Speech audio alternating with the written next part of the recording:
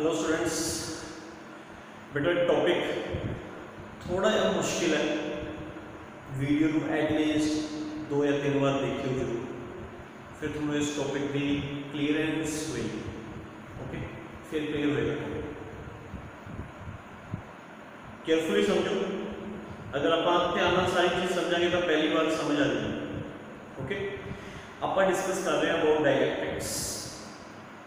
मैं याद है चैप्टर के स्टार्टिंग में असीं मटीरियल नूं 4 कैटेगरी में डिवाइड किया सीगा।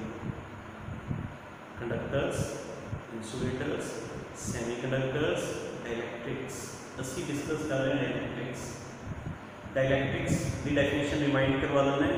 डायलैक्ट्रिक्स आर दोज मटीरियल्स जिहड़े अपने विचों बिना चार्ज कंडक्ट किए, without conducting any charge through them, they transfer electric field from one side to another side. They transfer electric effect from one side to another side without conducting any charge through it. Okay, okay. Dielectrics बेटा 2 तरह के होंगे ने। एक होंगे ने polar dielectrics, एक होंगे ने non polar dielectrics.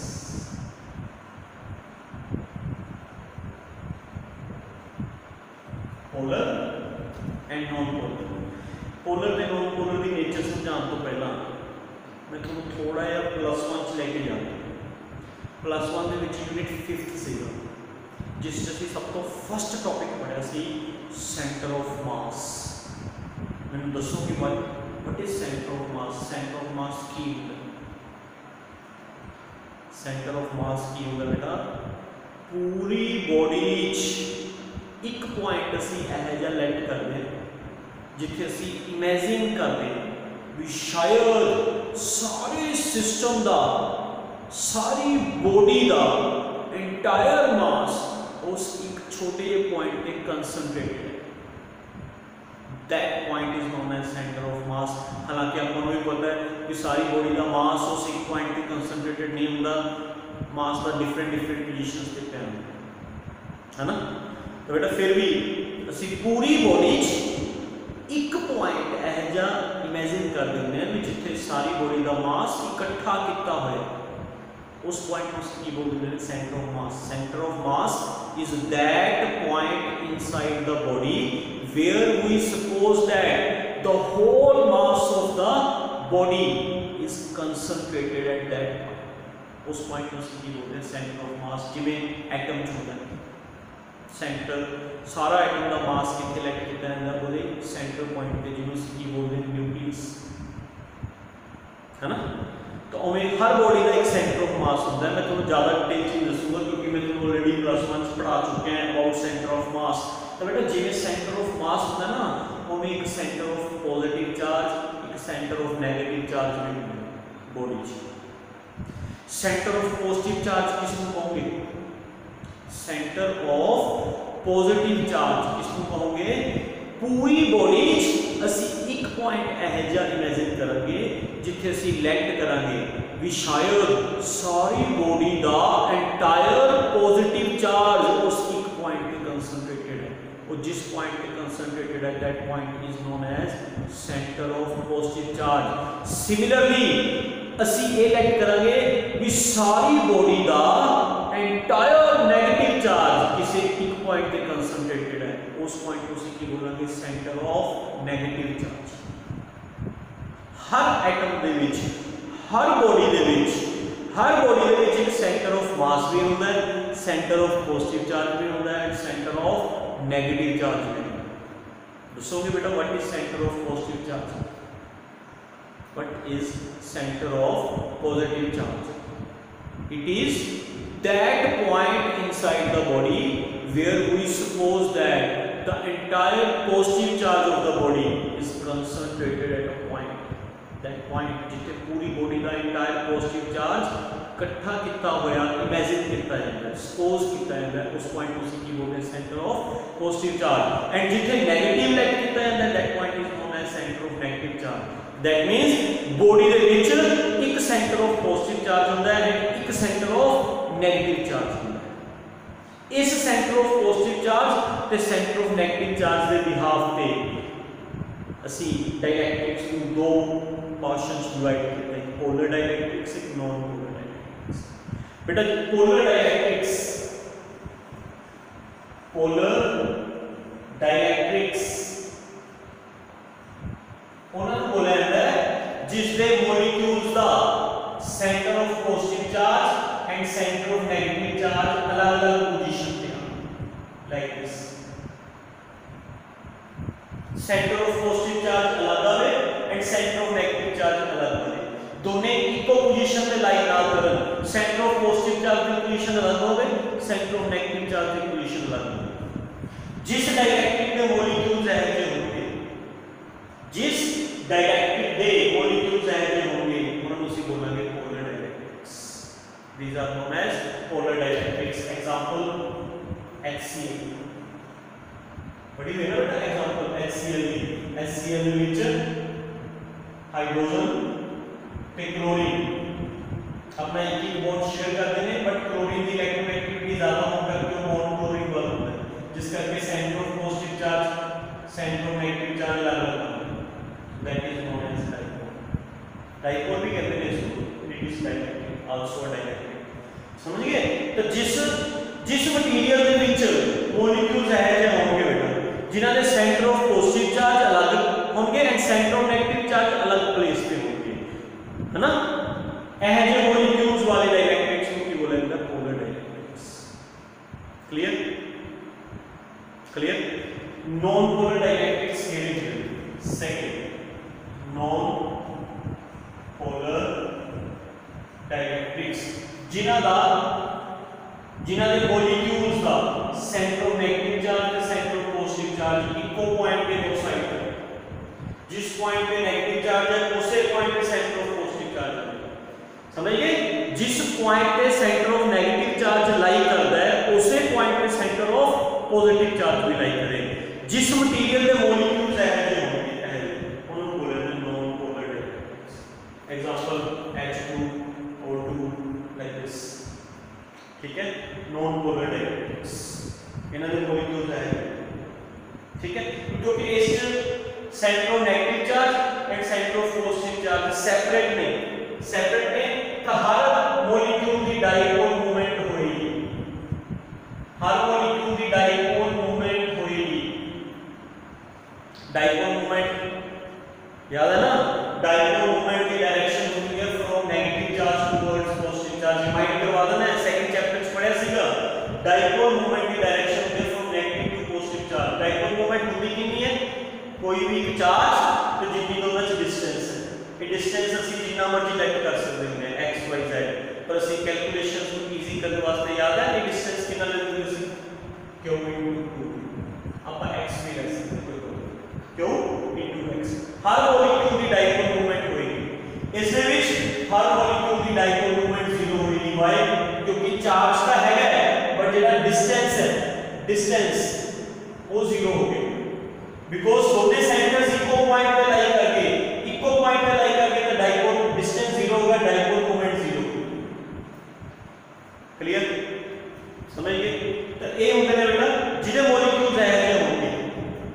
Polar dielectrics are those dielectrics, ठीक है, in which centre of positive charge and centre of negative charge of the molecules are placed separate, they does not coincide with each other. And non polar molecule, non polar dielectrics वो dielectrics होंगे ने जिन्हें molecules दा centre of positive charge and centre of negative charge इको position पे lie करे। Clear? तो बेटा पोलर डाइलेक्ट्रिक्स दे हर मॉलिक्यूल की डाइपोल मूवमेंट होंदी ਇਹਦੇ हर मॉलिक्यूल की डाइपोल मूवमेंट होंदी बेटा 0। ਤੇ ਫਰਕ polar dielectrics and non polar dielectrics ਇਹਦੇ ਬਾਰੇ ਆਪਾਂ ਹੋਰ ਸਟੱਡੀ ਕਰਾਂਗੇ। पोलर डाइलेक्ट्रिक्स से नॉन पोलर डाइलेक्ट्रिक्स का बिहेवियर स्टडी करते हैं। ओके, ध्यान से समझियो, इतना समझ आ गया बेटा? जितना मैं दसया उतना समझ आ गया है ना? इसको हो गई पोलर डाइलेक्ट्रिक्स।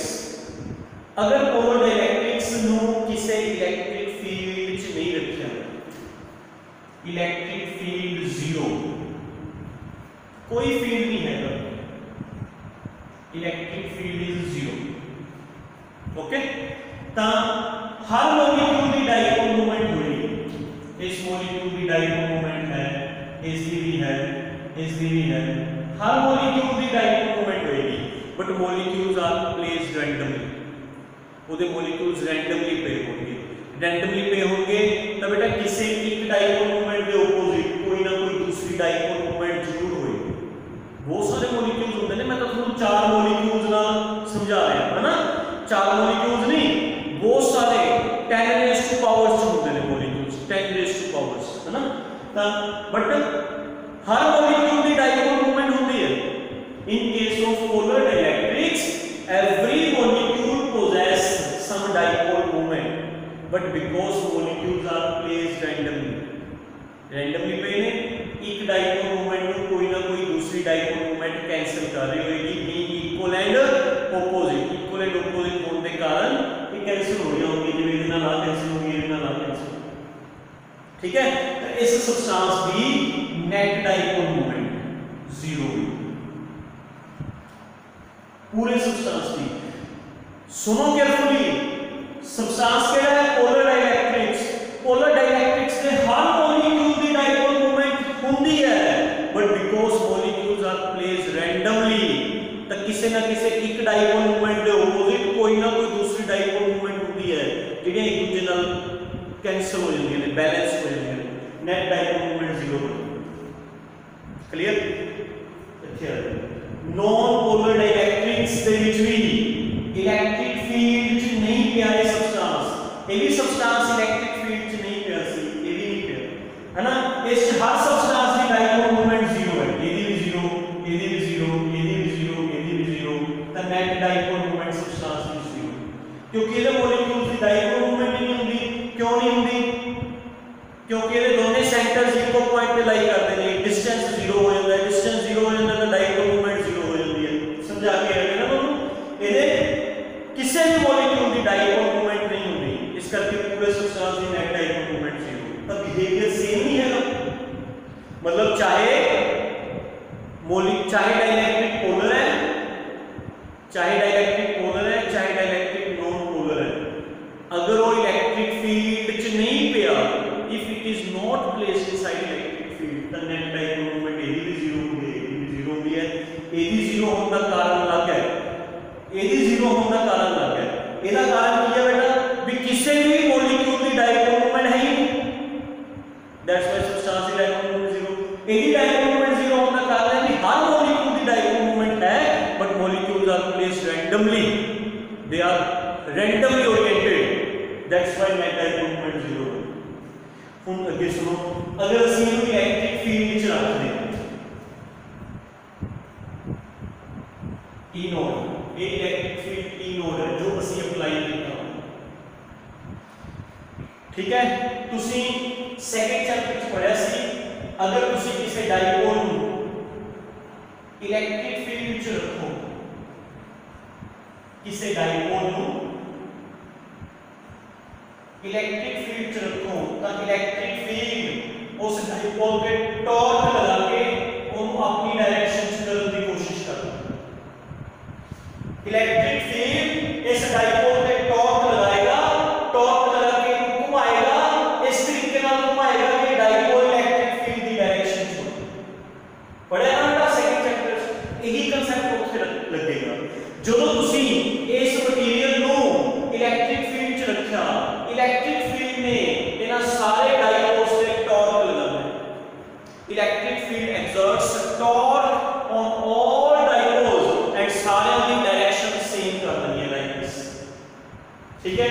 एदी डायरेक्शन सारे की डाइपोल मोमेंट है एंड सारे की डाइपोल मोमेंट की डायरेक्शन सेम हो जाएगी। नेगेटिव चार्जेस पॉजिटिव हो जाएंगे एंड पॉजिटिव चार्जेस नेगेटिव हो जाएंगे। Clear? All aligned in same direction. किसने अलाइन किए? इलेक्ट्रिक फील्ड ने। इलेक्ट्रिक फील्ड ने ना सारे के ऊपर टॉर्क लगाया, टॉर्क लगा के सारे को रोटेट करता, इस तरीके ना रोटेट करता भी all are align in same direction, सारे इको डायरेक्शन च अलाइन हो जाए, अलाइन, ठीक है।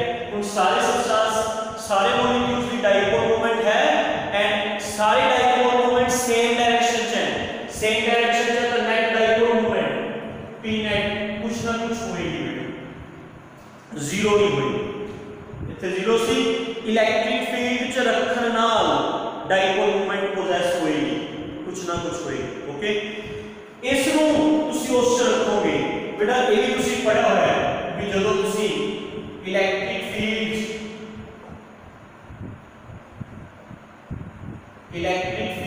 पॉजिटिव चार्ज रखते हो, पॉजिटिव चार्ज पॉजिटिव को रिपेल करके नेगेटिव वाल अट्रैक्ट होगा, जे नेगेटिव रखते हो तो नेगेटिव पॉजिटिव वाल अट्रैक्ट, है ना।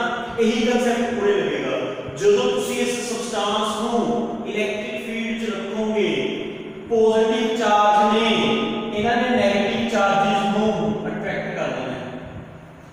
पॉजिटिव चार्ज प्लेट ने मॉलिक्यूल्स दे नेगेटिव चार्ज सेंटर नु अट्रैक्ट कर लेना है ते बेटा नेगेटिव प्लेट ने पॉजिटिव चार्ज वाले सेंटर्स अट्रैक्ट कर लेने ने उधर। मतलब इलेक्ट्रिक फील्ड च रखण नाल उन्हां दे जेडे सेंटर्स इक्को पॉइंट पे लाई कर रहे सी, they are separate from each other, एक दूसरे तो सेपरेट हो जाएंगे। Negative centres shifts towards positive plate and all positive centers shifts towards negative plate। तो सारे दी डाइपोल मोमेंट जेडी जीरो सी, इलेक्ट्रिक फील्ड की एब्सेंस च डाइपोल मोमेंट जीरो सी, उन्हों डाइपोल मोमेंट पोजेस करेगी बिकॉज डिस्टेंस क्रिएट हो गया, डाइपोल मोमेंट क्रिएट होएगी, substance की नेट डाइपोल मोमेंट कुछ ना कुछ होएगी। ओके, तो बेटा की तुहानू इन्हां दोनों दा बिहेवियर सेम नहीं लग रहा? पोलर डाइलेक्ट्रिक्स ते नॉन पोलर डाइलेक्ट्रिक्स का बिहेवियर सेम नहीं हैगा, चाहे कारण अलग-अलग है, रीजंस अलग-अलग है, बट बिहेवियर दोनों का की है सेम। की बिहेवियर है, चाहे डाइलेक्ट्रिक पोलर होवे चाहे डाइलेक्ट्रिक नॉन पोलर होवे, जे तुसी वो इलेक्ट्रिक फील्ड तो बाहर रखे, अगर तुसी वो इलेक्ट्रिक फील्ड तो बाहर रखे, बाहर, फिर ओदी नेट डाइपोल मोमेंट जीरो होएगी। ओके, बट अगर तुसी वो इलेक्ट्रिक फील्ड के अंदर रखे, चाहे वो पोलर है चाहे वो नॉन पोलर है, इलेक्ट्रिक फील्ड के अंदर सब्सटेंस की नेट डाइपोल मोमेंट होएगी। ओके, ठीक है, तो जेडी नेट डाइपोल मोमेंट होएगी p सब्सटेंस की, it is directly proportional to external electric field. जितना इलेक्ट्रिक फील्ड ज्यादा अप्लाई करोगे उन्ने ज्यादा डाइपोल्स की डायरेक्शन सेम होएगी, ओना इन्हां दे विच डिस्टेंस ਵਧੇਗਾ। ਜਦੋਂ डिस्टेंस ਵਧੇਗਾ ਤਾਂ डाइपोल मूवमेंट ਵਧੇਗੀ। डाइपोल मूवमेंट डिस्टेंस से डायरेक्ट रिलेशन ਹੁੰਦੀ है, ਜਦੋਂ डिस्टेंस ਵਧੇਗਾ डाइपोल मूवमेंट ਵਧੇਗੀ। क्लियर? दैट मींस जितना इलेक्ट्रिक फील्ड स्ट्रांग उन्नी डाइपोल मूवमेंट ज्यादा होएगी, जितना इलेक्ट्रिक फील्ड स्ट्रांग उन्नी डाइपोल मूवमेंट ज्यादा। प्रोपोर्शनलिटी का सिंबल हटाओगे, ਇੱਥੇ लगेगा बेटा अल्फा, नाम लगेगा एप्सिलॉन नॉट। एप्सिलॉन नॉट का नाम लग गया भी ये सब्सटेंस वैक्यूम च पे, this substance is placed inside vacuum, vacuum का लगता है एप्सिलॉन नॉट। प्रोपोर्शनलिटी का लग गया alpha, alpha is known as atomic polarizability, atomic polarizability. Alpha के यूनिट्स मीटर क्यूब, ठीक है बेटा। ता ਆਪਾਂ ਇਹ ਕਹਾਂਗੇ ਵੀ ਚਾਹੇ डाइलेक्ट्रिक पोलर है चाहे डाइलेक्ट्रिक नॉन पोलर है, ਜਦੋਂ ਉਹ ਇਲੈਕਟ੍ਰਿਕ ਫੀਲਡ ਦੀ ਐਬਸੈਂਸ ਚ ਹੈ ਤਾਂ ਸਬਸਟੈਂਸ ਦੀ ਨੈਟ ਡਾਈਪੋਲ ਮੂਵਮੈਂਟ ਜ਼ੀਰੋ ਹੁੰਦੀ ਹੈ, ਬਟ ਜਿਵੇਂ ਹੀ ਤੁਸੀਂ ਉਹਨੂੰ ਇਲੈਕਟ੍ਰਿਕ ਫੀਲਡ ਦੀ ਪ੍ਰੈਜ਼ੈਂਸ ਚ ਰੱਖੋਗੇ ਉਹਦੀ ਡਾਈਪੋਲ ਮੂਵਮੈਂਟ ਕ੍ਰੀਏਟ ਹੋ ਜਾਏਗੀ। ਜਿੰਨਾ ਇਲੈਕਟ੍ਰਿਕ ਫੀਲਡ ਵਧਾਈ ਜਾਓਗੇ ਉਨੀ ਡਾਈਪੋਲ ਮੂਵਮੈਂਟ ਵਧੀ ਜਾਏਗੀ। डाइपोल मोमेंट ते इलेक्ट्रिक फील्ड च रिलेशन नहीं है। क्लियर? इतना समझ आ गया, इतना समझ आ गया बेटा। इस तो अगे हले टॉपिक खत्म नहीं होया, ध्यान नाल समझो। मैं तुहानू हले हुण तक की दस्सिया डाइलैक्ट्रिक्स, पोलर डाइलैक्ट्रिक्स की होंदे ने, नॉन पोलर डाइलैक्ट्रिक्स की होंदे ने, उन्हां दा behaviour electric field the absence च की है, उन्हां दा behaviour electric field the presence च की है। ठीक है, अगे समझो।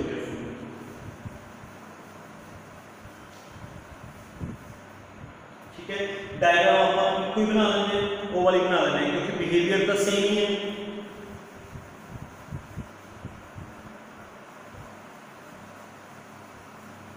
चाहे वो जेड़ा कंसेप्ट चलेगा बेटा वो सेम चलेगा। वो कंसेप्ट पोलर डाइलेक्ट्रिक्स से भी लगेगा, नॉन पोलर में भी लगेगा। ओके, मैं तुमको समझा चुके हैं कि पोलर ते non polar dielectrics different reasons ने बट बिहेवियर उनका की है सेम है। ओके, तो लिसन ਆਪਾਂ ਲੈਟ ਕਰ ਲੋ ਇਸ ਸਬਸਟੈਂਸ ਦੇ यूनिट वॉल्यूम ਚ n ਮੋਲੀਕਿਊਲਸ ਹੈ। let there are n molecules in unit volume of substance, मतलब 1 metre cube n molecules।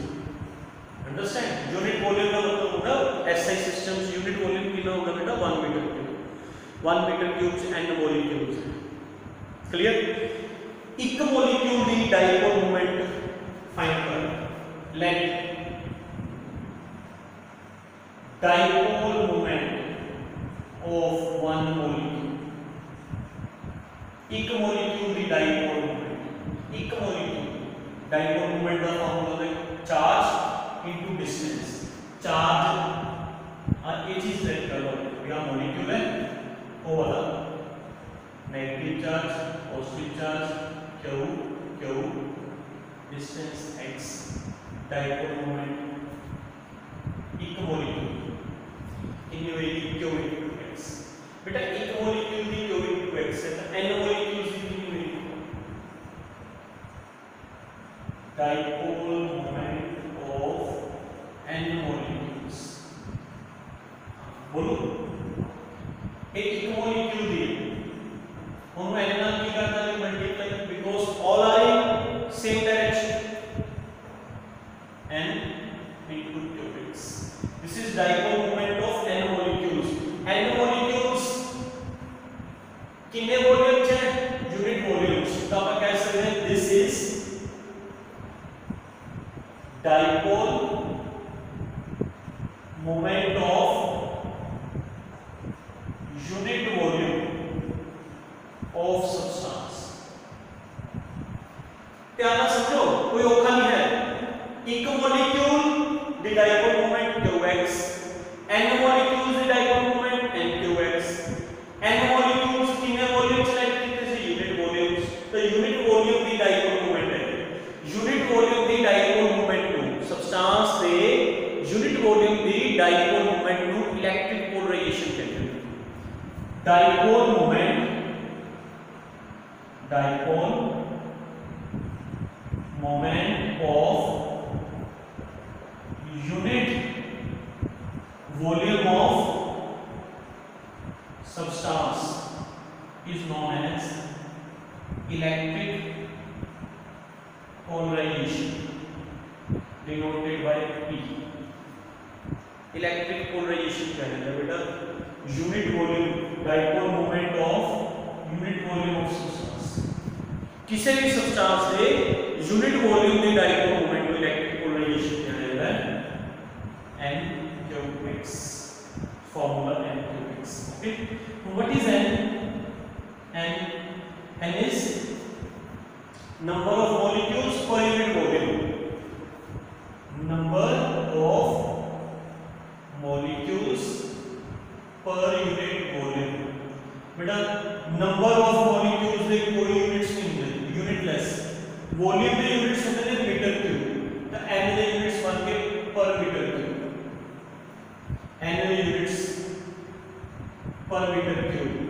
Charge units coulomb, distance units metre, ये बन गए कूलम मीटर पर मीटर स्क्वायर, जिनको बोल रहे हैं coulomb upon metre square. Coulomb किस यूनिट्स में चार्ज दे, मीटर स्क्वायर किस यूनिट्स में एरिया दे। Charge upon area is known as surface charge density है यार। Charge upon area is known as surface charge density sigma. इधर मतलब है कि इलेक्ट्रिक पोलराइजेशन होती है P का फार्मूला अभी हो गया and P is also equal to sigma. ये मैं यूज करूंगा हुनी, ये टॉपिक खत्म नहीं होया है। समझ आया है? लेट कर लिया भी सबस्टांस दे 1 मीटर क्यूब वॉल्यूम च यूनिट वॉल्यूम च कितने मॉलिक्यूल्स हैं n एक मॉलिक्यूल की dipole moment qx n molecules की dipole moment nqx n molecules किस दे विच है unit volume so this is dipole moment of unit volume की डायपोल मोमेंट की बोलते हैं इलेक्ट्रिक पोलराइजेशन का फार्मूला बन गया यूनिट्स तो अपन को पता चल गया p किस दे इक्वल होता है सिग्मा क्लियर ये इस टॉपिक का दूसरा पार्ट हले पूरा है थर्ड पार्ट पे आ रहे हैं केयरफुली समझो बेटा थर्ड पार्ट ओके इंपॉर्टेंट है थर्ड पार्ट वैसे तो सारे पार्ट इंपॉर्टेंट हैं थर्ड कांसेप्ट पे आ रहे हैं मैं वो भी ध्यान से समझिए थर्ड कांसेप्ट वास्ते मैं आज चीज रख लेना है ये रख लेना ओके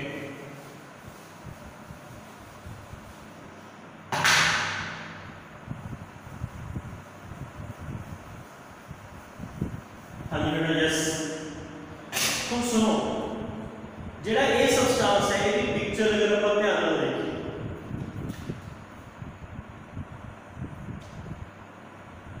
ਇਹਦੇ ਵਿੱਚ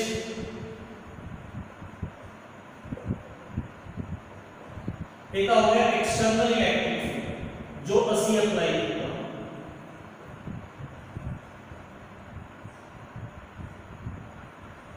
this is external electric field external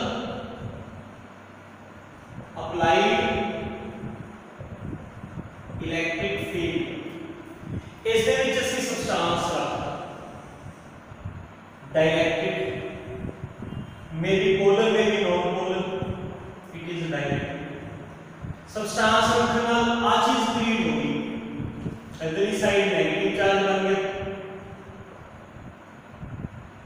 agreed ना मतलब आ देखो बेटा जेड़ा आ सेंटर ऑफ नेगेटिव चार्ज है ते आ सेंटर ऑफ पॉजिटिव चार्ज है ये एक दूसरे नाल न्यूट्रलाइज हो एक दूसरे दे इफेक्ट ਨੂੰ खत्म कर देंगे आ सेंटर ऑफ नेगेटिव चार्ज ते आ सेंटर ऑफ पॉजिटिव चार्ज एक दूसरे नाल न्यूट्रलाइज हो गए आ सेंटर ऑफ नेगेटिव चार्ज आ centre of positive charge neutralise हो गया एक पास से किसी केड़े चार्जेस बच गए नेगेटिव चार्जेस एक पास से केड़े लेयर बच गए बेटा पॉजिटिव चार्जेस मतलब जेड़ा नेड़े नेड़े सी ना बेटा आ वाले ये न्यूट्रलाइज हो गए एक दूसरे दे इफेक्ट को न्यूट्रलाइज कर देंगे centre of positive charge centre of negative charge के इफेक्ट को न्यूट्रलाइज कर देगा जेड़ा नेड़े है क्लोज आ वाले न्यूट्रलाइज हो जाएंगे आ भी न्यूट्रलाइज हो जाएंगे एक पास से नेगेटिव चार्ज की लेयर बचेगी एक पास से पॉजिटिव चार्ज की लेयर बचेगी जहां अंदर भी इलेक्ट्रिक फील्ड सेटअप होएगा from positive to negative EP इनको पोलराइज्ड इलेक्ट्रिक फील्ड कहते हैं जेड़ा अंदर सेटअप होएगा पोलराइज्ड इलेक्ट्रिक फील्ड ये अंदर पोलर चार्जेस कारण प्रोड्यूस हुए it is produced due to polar charges polarized electric field clear तो बेटा जेड़ा in case of dielectrics होता है in case of dielectrics के केस जेड़ा polarized field होता है ये बाहरले फील्ड नालों घट होता है बाहरले फील्ड नालों घट होता है in case of conductors ये थोड़े याद होवे जे तुसी नहीं भूले कंडक्टर्स जितना एक्सटर्नल फील्ड होता है उतना ही इंटरनल फील्ड प्रोड्यूस होता है इस करके ओथे net field E naught minus EI 0 हो जाता है इन केस ऑफ कंडक्टर्स वाले याद है ना बेटा इन केस ऑफ कंडक्टर्स दे विच जितना फील्ड बाहर प्रोड्यूस होता है उतना ही अंदर दैट्स व्हाई नेट फील्ड अंदर नेट फील्ड 0 हो जाता है कंडक्टर्स दे बट डाइलेक्ट्रिक्स जेड़ा पोलराइज्ड फील्ड है ये बाहरले फील्ड नालों घट होता है क्योंकि ये जेड़ा फील्ड बने अंदरले चार्जेस कारण बने अंदरले चार्जेस कारण ते चार्जेस डाइलेक्ट्रिक्स के अंदर घट होते हैं ये बाहरले चार्जेस ज्यादा होते हैं कंडक्टर्स जेड़ा अंदर फील्ड बनता सी वो इंड्यूस्ड चार्जेस कारण बनता सी इंड्यूस्ड दे विच जितना चार्ज बाहर होता सी उतना ही चार्ज अंदर इंड्यूस होता सी इस करके जितना बाहर का फील्ड उतना ही अंदर का फील्ड नेट फील्ड 0 इत्थे चार्जेस इंड्यूस नहीं होए चार्जेस पहला ही डाइलेक्ट्रिक्स च हैगे सी बस वो सेपरेट होए ਤੇ ਬਾਹਰਲੇ ਚਾਰजेस ਨਾਲੋਂ ਅੰਦਰ ਚਾਰजेस ਘੱਟ ਹੁੰਦੇ ਨੇ, ਇਸ ਕਰਕੇ ਬਾਹਰਲਾ ਫੀਲਡ ਜ਼ਿਆਦਾ ਹੁੰਦਾ ਹੈ, ਅੰਦਰਲਾ ਫੀਲਡ ਘੱਟ ਹੁੰਦਾ ਹੈ, ਪੋਲਰਾਈਜ਼ਡ। ਤਾਂ ਬੇਟਾ ਅੰਦਰ net field, net electric field inside the dielectric, net electric field inside the dielectric zero नहीं होगा, है ना, E नॉट माइनस E। तो हम कंफ्यूजन दूर करो, अगर इलेक्ट्रिक फील्ड तुसी कोई कंडक्टर रख रहे हो, कंडक्टर इलेक्ट्रिक फील्ड है, तुसी उसके अंदर कोई कंडक्टर रख रहे हो, तो अंदर फील्ड नहीं होएगा, सिर्फ फील्ड बाहर बाहर होएगा, क्योंकि कंडक्टर चाहे अंदर चार्जेस इंड्यूस हो जाएंगे ना, जिस करके इनसाइड फील्ड जीरो हो जाएगा इन केस ऑफ कंडक्टर। बट अगर डाइलेक्ट्रिक है, डाइलेक्ट्रिक के विच डाइलेक्ट्रिक रखते हो तो बेटा बाहर फील्ड जितना है, बाहर फील्ड डाइलेक्ट्रिक तो बाहर, अंदर भी फील्ड होएगा, बट वो फील्ड डाइलेक्ट्रिक के एक्सटर्नल फील्ड नालों घट होएगा। कितना फील्ड होएगा अंदर, कितना होएगा E नॉट माइनस E। समझ गए, E naught minus E। E not की हो गया एक्सटर्नल फील्ड जेड़ा अगे नु है, EP हो गया पोलराइज्ड फील्ड जेड़ा पीछे नु है। E नॉट जो EP माइनस करेंगे, E नॉट बड़ा है, EP छोटा है, तो नेट फील्ड अगे नु है, E नोड की डायरेक्शन, E नोड बड़ा है ना, EP छोटा है, तो E नोड की डायरेक्शन च नेट फील्ड आ जाएगा, नेट फील्ड की डायरेक्शन E नोड की डायरेक्शन आ जाएगी। तो ये चीज याद रखो, कंडक्टर है तो ਉਹਦੇ अंदर इलेक्ट्रिक फील्ड जीरो ਹੁੰਦਾ है, डाइलेक्ट्रिक है ਉਹਦੇ अंदर इलेक्ट्रिक फील्ड ਹੁੰਦਾ है, बट बाहरले फील्ड नालों घट ਹੁੰਦਾ है, थोड़ा ਜਿਹਾ घट ਹੁੰਦਾ है, बट फील्ड ਹੁੰਦਾ है। क्लियर, चलिए सर हां लास्ट पॉइंट ध्यान से समझो केयरफुली। चलो मैं पूरे समझा देता हूं, ये प्लेस खाली हुई है। यस, जिवें बेटा आप पढ़े हुए हैं, अगर एक साइड पॉजिटिव चार्ज हो, एक प्लेट पे नेगेटिव, तो इथे भी इलेक्ट्रिक फील्ड जीरो, इथे भी इलेक्ट्रिक फील्ड जीरो, पूरे इलेक्ट्रिक फील्ड होएगा फ्रॉम पॉजिटिव टुवर्ड्स नेगेटिव। कितना इलेक्ट्रिक फील्ड होएगा, sigma by epsilon not. Visible बेटा, कितना इलेक्ट्रिक फील्ड होएगा, सिग्मा बाय एप्सिलॉन नॉट। इधर जीरो बचाले फील्ड होएगा, एक पॉजिटिव चार्ज और एक नेगेटिव। पढ़िए ना क्वेश्चन, पढ़िए तो वही कांसेप्ट में लगाओ, चेक करो इथे केड़ा चार्ज है बेटा, पॉजिटिव, इथे केड़ा चार्ज है, नेगेटिव, तो जेड़ा आ फील्ड होएगा EP कितना होएगा, it is sigma by epsilon, sigma by epsilon, epsilon not नहीं, एप्सिलॉन नॉट किस पे लगता होता है, जे वैक्यूम हो गए। इथे की है बेटा, डाइलेक्ट्रिक मीडियम है, दिस इज डाइलेक्ट्रिक मीडियम है, ਇਹਦਾ डाइलेक्ट्रिक कांस्टेंट होएगा कुछ ना कुछ, ਇਹਦੀ k ਦੀ वैल्यू होएगी, क्योंकि मीडियम है तो सिर्फ एप्सिलॉन नॉट नहीं यूज करेंगे, मीडियम है तो की यूज करेंगे एप्सिलॉन। तो वो कांसेप्ट समझ आ गया, ये तो तुम्हें पता ही है कि अगर एक प्लेट पे पॉजिटिव चार्ज हो, एक प्लेट पे नेगेटिव चार्ज हो, तो बाहर के पास फील्ड जीरो होता है, इस पॉजिटिव पे नेगेटिव चार्ज का बचाले फील्ड होता है, कितना होता है, sigma by epsilon not. Epsilon not ना लगाने में ये वैक्यूम हो गई। इथे चेक करो, आई के पास पॉजिटिव चार्ज है बेटा, एक पास नेगेटिव चार्ज है, तो बचाले जेड़ा फील्ड होएगा कितना होएगा, इस कांसेप्ट पे according sigma upon medium carbon की लगा एप्सिलॉन, ठीक है। तो ये जेड़ा EP आ बेटा, आ वाला EP, दिस इज EP, इस सिग्मा बाय एप्सिलॉन। हां, सिग्मा किसके इक्वल है बेटा, चेक करो, सिग्मा C किसके इक्वल प्रूव कितना है, P रे, तो C इसको भी लिख सकते हैं, P by epsilon. What is P, electric polarization, is P electric polarization. Clear, समझ गए, अच्छा हो ना। लास्ट कंसेप्ट है बेटा, क्या मालूम खत्म होने वाला है क्योंकि थोड़ा डिफिकल्ट सी, बट बी केयरफुल, थोड़ा टाइम हो लगेगा, 10 मिनट का कंसेप्ट है, क्या मालूम समझो। EP is equal to P by epsilon आ चुका है, आज ही आ चुकी है। ओके लिसन बेटा, what is P? Electric polarization, short form electric polarization मतलब किया था dipole moment of unit volume. And बेटा तुसी आप सोचो जिन्ना E ज्यादा होएगा, जिन्ना E ज्यादा होएगा, E ज्यादा कब होएगा जब E नॉट ज्यादा होएगा। सिंपल है, E ते E नॉट का रिलेशन की है डायरेक्ट है, जिन्ना E नॉट ज्यादा होएगा उतना E ज्यादा बनेगा बेटा, क्या ना समझो, जिन्ना E नॉट ज्यादा उतना E ज्यादा है ना।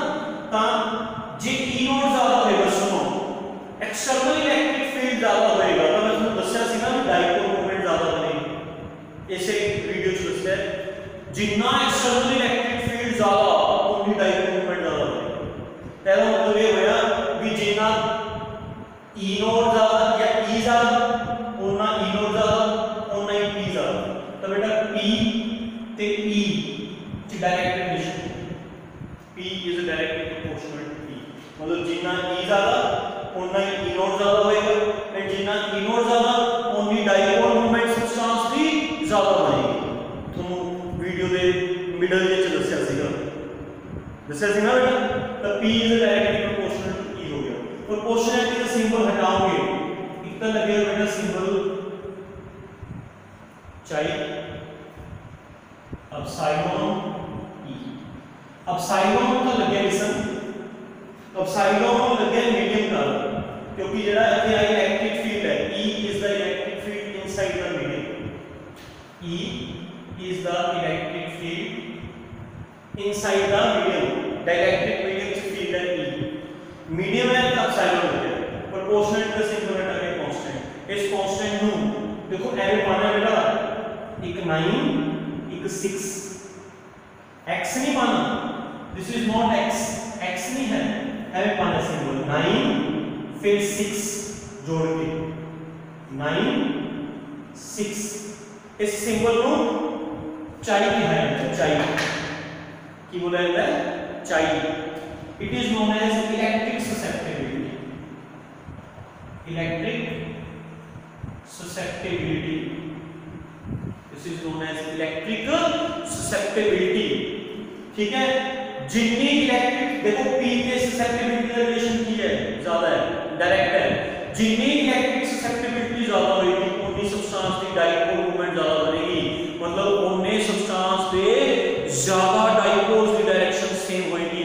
आप कहोगे सब्सटेंस उतना ज्यादा इलेक्ट्रीफाई हो गया। कंफ्यूज? लिसन केयरफुली, आप पॉइंट तक क्लियर? भी P ते E का रिलेशन डायरेक्ट क्यों है, समझ आ गया? भी जितना E ज्यादा उतना E नॉट ज्यादा, जितना E नॉट ज्यादा उतनी डाइपोल मोमेंट ज्यादा। तो P and E directly proportional. Proportionality का सिंबल हटा के एप्सिलॉन किसका लग गया, क्योंकि इलेक्ट्रिक फील्ड डाइलेक्ट्रिक मीडियम के अंदर है, मीडियम के अंदर है, दैट्स व्हाई एप्सिलॉन। प्रोपोर्शनलिटी का सिंबल हटा के लग गया ससेप्टिबिलिटी। इलेक्ट्रिक ससेप्टिबिलिटी ਨੂੰ ਤੁਸੀਂ लिसन केयरफुली, इलेक्ट्रिक ससेप्टिबिलिटी ਤੁਹਾਨੂੰ ਕੀ ਦੱਸਦੀ ਹੈ? इलेक्ट्रिक ससेप्टिबिलिटी ਤੁਹਾਨੂੰ ਦੱਸਦੀ ਹੈ ਵੀ ਕਿਹੜਾ ਸਬਸਟੈਂਸ ਕਿੰਨਾ ਈਜ਼ੀਲੀ ਇਲੈਕਟ੍ਰੀਫਾਈ ਹੋ ਜਾਏਗਾ, ਕਿੰਨੇ ਈਜ਼ੀਲੀ ਉਹਦੇ ਡਾਈਪੋਲਸ ਸੇਮ ਡਾਇਰੈਕਸ਼ਨ ਚ ਆ ਜਾਣਗੇ, ਕਿੰਨੇ ਆਸਾਨੀ ਨਾਲ ਜਾਂ ਕਿੰਨੇ ਜ਼ਿਆਦਾ ਡਾਈਪੋਲਸ ਸੇਮ ਡਾਇਰੈਕਸ਼ਨ ਚ ਆ ਜਾਣਗੇ। जिस मटीरियल की ससेप्टिबिलिटी ज्यादा, जिस मटीरियल की ससेप्टिबिलिटी ज्यादा, समझ लो भी उसके डाइपोल्स इजीली, जिस मटीरियल की ससेप्टिबिलिटी ज्यादा ਉਹਦੇ ज्यादा डाइपोल्स की डायरेक्शन सेम होएगी, ਉਹਦੀ डाइपोल मोमेंट उतनी ज्यादा होएगी। समझ रहे हो केयरफुली, समझ रहे हो? जिस मटीरियल की ससेप्टिबिलिटी, देखो डायरेक्ट रिलेशन है, जिस मटीरियल की ससेप्टिबिलिटी जितनी ज्यादा उस मटीरियल की डाइपोल मोमेंट उतनी ज्यादा बनेगी, मतलब ਉਹਦੇ ज्यादा डाइपोल्स एक डायरेक्शन जाएंगे आसानी नाल। How easily a substance is electrified? How easily a substance is electrified? या how much a substance is electrified? वो ਸਾਨੂੰ ਦੱਸੀ इलेक्ट्रिक ससेप्टिबिलिटी सबस्टांस ਦੀ। जिस सबस्टांस की ससेप्टिबिलिटी घट ਉਹਦੀ डाइपोल मोमेंट घट बनेगी, दैट मींस वो सबस्टांस इजीली इलेक्ट्रीफाई नहीं हो पाएगा, ਉਹਦੇ डाइपोल्स इजीली एक डायरेक्शन च नहीं आ पाएंगे। जे आ भी पाएगा ਉਹਦੇ ਘਟ डाइपोल्स एक डायरेक्शन जाएंगे, जिस कारण डाइपोल मोमेंट की वैल्यू भी घट होएगी। पर जिस मटीरियल की ससेप्टिबिलिटी की वैल्यू लार्ज होएगी ਉਹਦੇ ज्यादा डाइपोल्स सेम डायरेक्शन जाएंगे, आसानी नाल आ जाएंगे, सेम डायरेक्शन जाएंगे, डाइपोल मोमेंट ज्यादा। So what electric susceptibility tells? Electric susceptibility tells us that how much a substance is electrified when placed inside electric field. ਜਦੋਂ ਤੁਸੀਂ ਕਿਸੇ substance ਨੂੰ electric field 'ਚ ਰੱਖੋਗੇ ਤਾਂ ਕਿੰਨਾ easily ਜਾਂ ਕਿੰਨਾ ਮੁਸ਼ਕਿਲ ਨਾਲ ਜਾਂ ਕਿੰਨਾ ਘੱਟ ਜਾਂ ਕਿੰਨਾ ਜ਼ਿਆਦਾ electrify ਹੋ ਜਾਏਗਾ, ਉਹਦੇ dipoles ਦੀ direction ਕਿੰਨੀ same ਹੋ ਜਾਏਗੀ। समझ आ गया? ਉਹ ਤੁਹਾਨੂੰ susceptibility ਦੱਸੀ। ठीक है, लास्ट एक रिलेशन बना रहे हैं, छोटा सा रिलेशन है, वो रिलेशन की है, सुनो केयरफुली, आज चीज स्पीक कर रहे हैं, हाँ समझो इजी रिलेशन है। मैं रिलेशन चलो मैं लिख देता हूं, relation between K and chi. What is K? K is dielectric constant. What is chi? Chi is electric susceptibility. ਇਹਨਾਂ ਚ ਰਿਲੇਸ਼ਨ ਬਣਾਉਣਾ ਤਾਂ ਬੇਟਾ ਆਪਾਂ ਨੂੰ ਪਤਾ ਵੀ ਜਦੋਂ ਅਸੀਂ ਡਾਇਲੈਕਟ੍ਰਿਕ ਸਬਸਟੈਂਸ ਨੂੰ ਇਲੈਕਟ੍ਰਿਕ ਫੀਲਡ ਦੇ ਵਿੱਚ ਰੱਖਦੇ ਹਾਂ, ਇਲੈਕਟ੍ਰਿਕ ਫੀਲਡ ਦੇ ਵਿੱਚ, ਤਾਂ ਉਹਦੇ ਅੰਦਰ ਇਲੈਕਟ੍ਰਿਕ ਫੀਲਡ ਕਿੰਨਾ ਸੈਟਅਪ ਹੁੰਦਾ ਹੈ? Inside the dielectric electric field is E is equal to E naught minus EP, है ना? E is equal to E naught minus EP. EP की वैल्यू से फाइंड करनी है, सिग्मा by epsilon या P by epsilon, ठीक है? P की वैल्यू E naught, P की value chi epsilon E by epsilon, epsilon वाला epsilon कैंसिल, ठीक है? अब chi पे E नेगेटिव है, इधर ले आओ, E plus chi E not रहेगा, इना चो E common,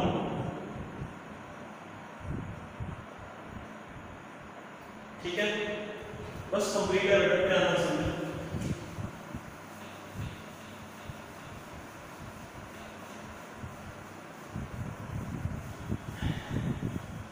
Yes sir. 1 plus chi is equal to E naught by आ जरा E है वो E naught के नीचे है, तो बेटा जिमें F naught by F याद है डाइलेक्ट्रिक कांस्टेंट होता है, चैप्टर फर्स्ट से पढ़ा सिर्फ first chapter, F naught by Fm dielectric constant, F naught F का फार्मूला होता है QE, F नोट आ गया Q into E note, Fm आ गया Q into E, Q नाल Q cancel, E note by E भी डायलेक्ट्रिक कांस्टेंट है, जिमें F note by Fm K they equal होता है, E नोट by E भी K दे equal होता है, तो E note by E K they equal, 1 plus chi is equal to K. This is the relation between electric susceptibility and dielectric constant, ठीक है बेटा? Easy है। E is equal to substance, a dielectric substance है, placed inside electric field, when dielectric substance placed inside electric field तो उसके अंदर ਜਿਹੜਾ electric field है इतना बनता है E naught minus EP करके, EP की value P by epsilon, P की value chi epsilon P, epsilon और epsilon कैंसिल, बाकी रिजल्ट इजीली गेन हो जाएगा। क्लियर? टॉपिक बेटा इकट्ठा ही करवाने वाला सी, मैं पार्ट्स नहीं बना सकता सी, ठीक है? वीडियो जरूर लेंथी बनी है, इन्हों एक या दो बार केयरफुली देख लोगे, है ना, तो समझ आ जाएगा। ओके, एटलीस्ट 2 बार वीडियो जरूर चेक करियो, थोड़े कंसेप्ट क्लियर हो जाएंगे। ओके, कोई प्रॉब्लम आती है बेटा call me. Thank you very much.